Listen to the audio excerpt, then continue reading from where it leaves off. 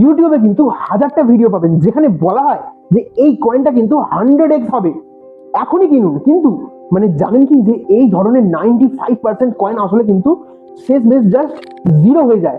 আজকে আমি বলবো যে কেন এই 100x কথাটা এতটা ডেঞ্জারাস, এতটা বিপজ্জনক, আর কিভাবে বুঝবেন কোনটা রিয়েল আর কোনটা কিন্তু একটা ট্র্যাপ। শেষ পর্যন্ত দেখুন, কারণ এটা জানলে আপনার টাকা কিন্তু প্রচুর পরিমাণে বাঁচার সম্ভাবনা বেড়ে যাবে। তো হ্যালো বন্ধুরা, স্বাগত আপনাদের ক্রিপ্টোনিক্সের আরেকটা ভিডিওতে। আমি এমন শুরু করছি আজকের ভিডিও। প্রথমে আমরা বুঝবো যে অল্ট কয়েন কি। ঠিক আছে, বিটকয়েন ছাড়া বাকি সব কয়েনকে বলে হচ্ছে অল্ট কয়েন, মানে হচ্ছে অল্টারনেটিভ কয়েন। হাজার হাজার অল্ট কয়েন কিন্তু আমাদের মার্কেটে এখন উপস্থিত আছে, কিন্তু নতুন নতুন কিন্তু অল্ট কয়েন প্রতিদিনই কিন্তু আসছে। এখন সমস্যাটা কোথায় জানেন? নতুন কয়েনগুলোর দাম কিন্তু অনেক কম থাকে। তাই কেউ যদি বলে যে একটা কয়েন 0.00 মানে 1 থেকে $1 হয়ে যাবে, সংখ্যাটা শুনতে অনেকটা বড় মনে হচ্ছে, তাই না? কিন্তু এখানে কিন্তু এই জায়গাতে কিন্তু মানুষকে কিন্তু এরা মানে নিজের দিকে টানে। কিন্তু এখানেই হচ্ছে আসল প্রশ্ন, আসল ব্যাপার হচ্ছে এখানেই। কারণ 100x হবে কথাটা আসলে কিন্তু কতটা সত্য, চলুন আমরা এবার ব্যাপারটা দেখে নিই। ঠিক আছে, এই যে দাবি করছে যে 100x হবে, এটা মানে কতটা সত্য, এটা কি আদৌ হবে নাকি হবে না। এবার 100x ক্লেমের পেছনে যে ক্লেম করছে, এটার পেছনে সত্যটা আমরা জানবো।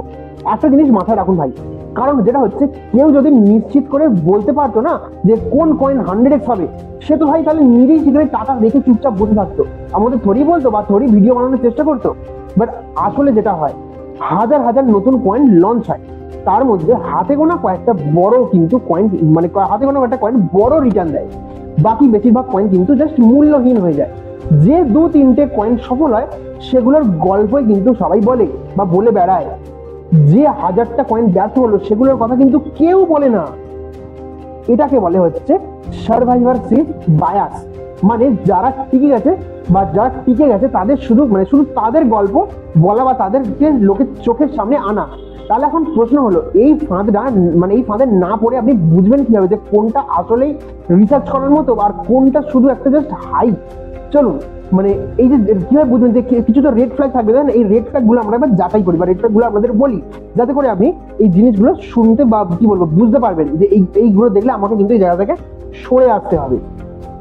এক, খুব বেশি প্রমিস করছে কেউ, মানে হচ্ছে কেউ যদি নির্দিষ্ট করে বলে যে এই তারিখেই এত দাম হবে, এটা কিন্তু বিরাট বড় একটা রেড ফ্ল্যাগ। কেউ ভবিষ্যতের দাম কিন্তু ভাই নিশ্চিত করে বলতে পারে না, কখন কি হবে কেউ জানে না। খুব তাড়াহুড়ো করানো, মানে হচ্ছে এমন মানে এখনই কিনতে হবে, না হলে মিস করবেন। এই ধরনের স্টেটমেন্ট যখন আসবে, এই ধরনের মানে প্রেশার তৈরি করবে, কি বলবো মানে আপনাকে চিন্তা করার বা ভাবার সময় দেবে না, এইগুলো কিন্তু ইচ্ছাকৃত করা হয়।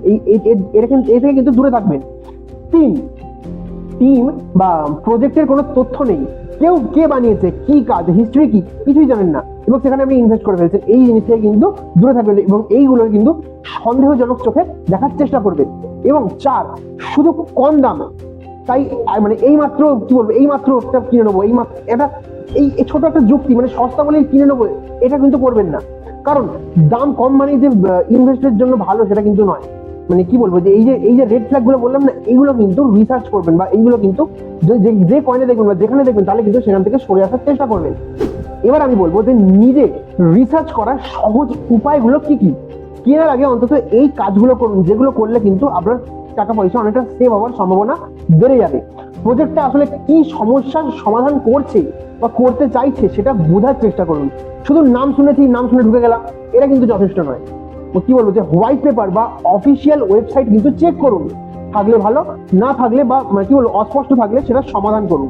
ঠিক আছে, কতজন হোল্ড করছে, লিকুইডিটি কেমন, এইসবের তথ্য কি বলবো। এছাড়া কিন্তু হ্যাঁ, ব্লকচেনটাকে এক্সপ্লোর করুন, পাবলিকালি দেখা যাচ্ছে কিনা, কি বলবো যে এটা প্রমোট করছে তার নাম কিনা, সেই ইনফ্লুয়েন্সার কিনা, বা তার কোনো সেই এই ক্রিপ্টো হিস্ট্রি থেকে আসছে কিনা, তাকে সার্চ করুন, তার নাম জানুন এবং তাকে সামনে আনার চেষ্টা করুন।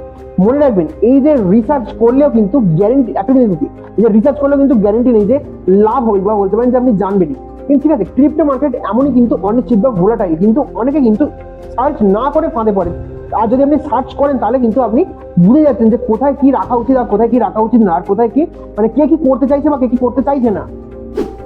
এবার যে মেনলি কথাটা বলবো, এটা হচ্ছে সব থেকে একটা গুরুত্বপূর্ণ কথা। ঠিক আছে, যে অল্ট কয়েন বিনিয়োগ মানে হচ্ছে হাই রিস্ক। তাই যে টাকা হারালে আপনার দৈনন্দিন জীবনে সমস্যা হবে, সেই টাকা কখনো এখানে কিন্তু দেবেন না বা দেওয়ার চেষ্টাও করবেন না। যারা ক্রিপ্টোতে দীর্ঘদিন ধরে আছে, দীর্ঘদিন ধরে কাজ করছে, তারাও বলে বেশিরভাগ লস হয় তাড়াহুড়ো করা আর ফোমো থেকে, তথ্যের অভাব থেকে নয়। ঠিক আছে, তাই তাড়াহুড়ো কখনোই করবেন না, তাড়াহুড়ো করার চেষ্টাও করবেন না। যে টাকার কথাটা বললাম সেটা কিন্তু মাথায় রাখবেন। তাহলে এখন আপনি জানেন যে 100x হবে শুনলেই কোন জিনিসটা আগে করবেন আর কোন জিনিসটা আগে করবেন না, আর কিভাবে আপনি সাবধান হবেন এবং কিভাবে অপরদেরও সাবধান করবেন, যে কি রেড ফ্ল্যাগ দেখতে হবে আর কি না হবে, কি রেড ফ্ল্যাগ কি কি আছে না আছে, এবং আমি জানবো কি করে, কি রিসার্চ করবো কি করে, সেটা আমি কিন্তু জানানোর ভালোভাবে যতটা আমরা সম্ভব চেষ্টা করেছি আপনাদের।